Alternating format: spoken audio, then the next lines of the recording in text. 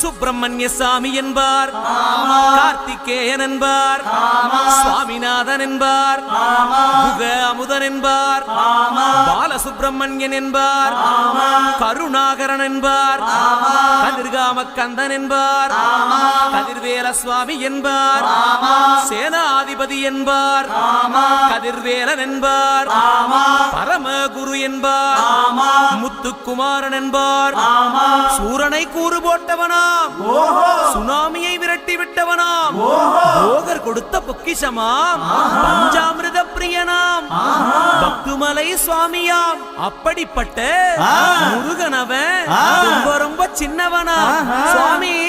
சின்ன சின்ன முருகைய